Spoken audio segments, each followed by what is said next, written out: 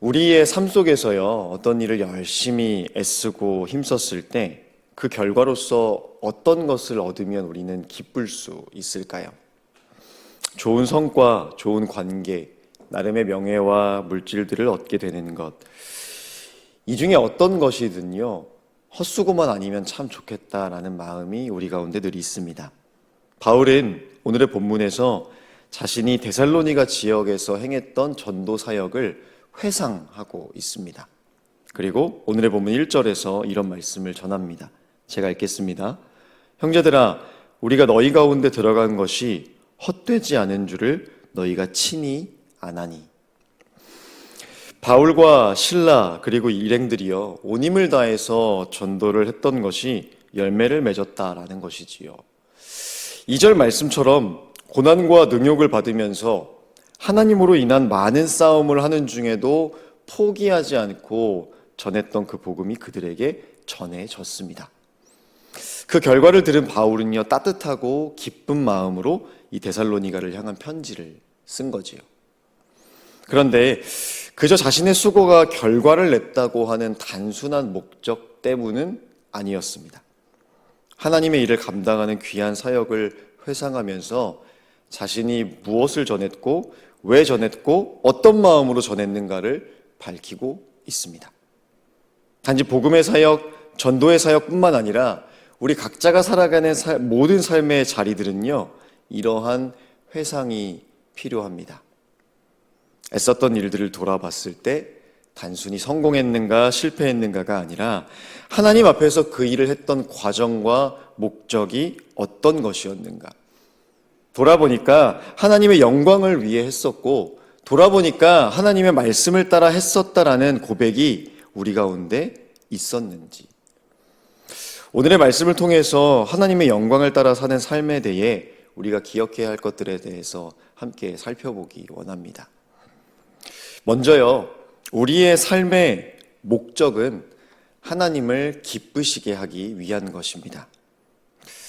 당연한 것 아닌가요? 라고 질문할 수 있겠지만요, 바울이 이 데살로니가 2장에서 특별히 강조하는 이유가 3절에 있습니다. 우리 3절의 말씀을 함께 읽어보겠습니다.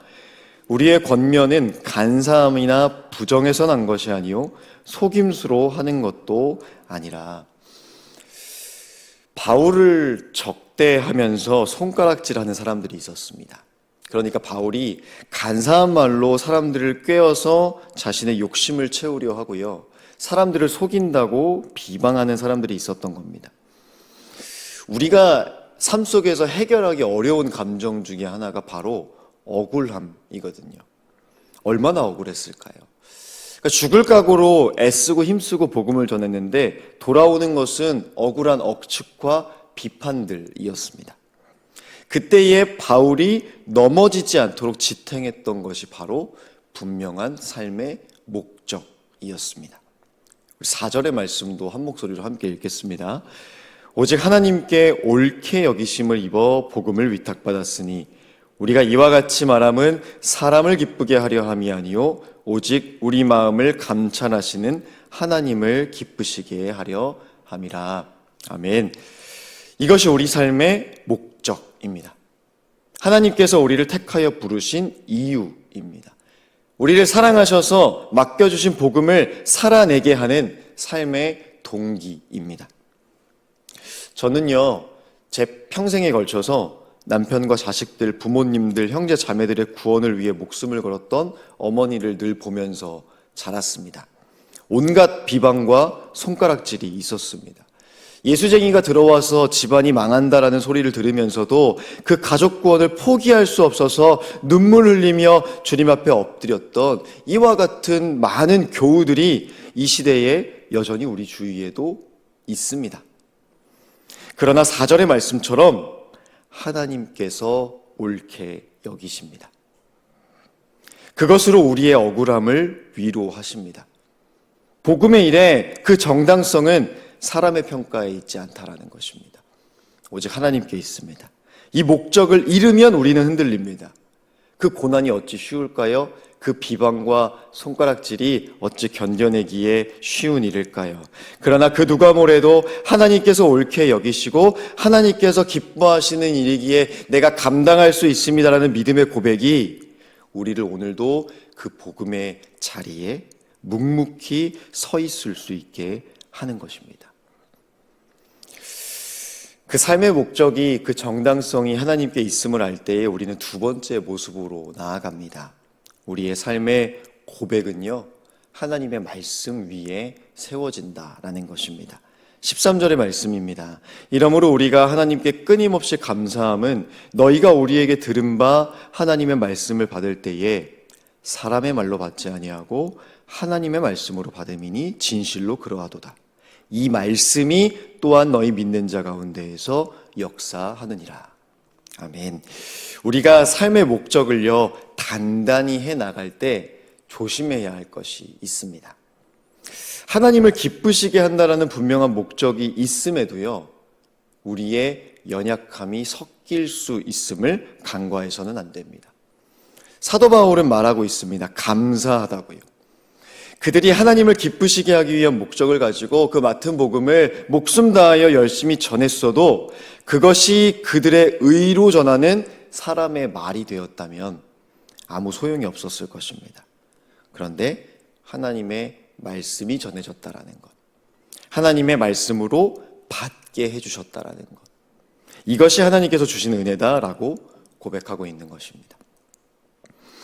하루하루 열심히 살아가는 우리의 삶을 위한 기도 제목이 여기에서 나옵니다. 하나님, 하나님의 말씀이 나를 이끌어가게 하옵소서, 하나님의 말씀대로 되어지게 하옵소서, 하나님의 말씀만이 전해지게 하옵소서. 내 생각, 내 고집, 내 의, 내 기준, 내 속도, 내 뜻이 아니라는 것입니다. 하나님의 말씀대로 되어져야 우리는 영원히 무너지지 않는 하나님의 역사를 경험할 수 있습니다. 하나님의 말씀이 믿는 자 가운데에서 역사하시는 것을 경험하고 고백하게 되는 우리 모두가 되기를 간절히 소망합니다. 마지막으로요, 하나님께서 주시는 그 삶의 결과는 영광이고 기쁨입니다. 우리 19절, 20절을 우리 한 목소리로 함께 읽겠습니다. 우리의 소망이나 기쁨이나 자랑의 면류관이 무엇이냐? 그가 강림하실 때 우리 주 예수 앞에 너희가 아니냐? 너희는 우리의 영광이요 기쁨이니라. 아멘. 바울이요, 데살로니가 전도 사역을 통해 스스로 얻은 것은 아무것도 없습니다. 물질도 아니고 이익도 아니었고요, 명예도 아니었습니다.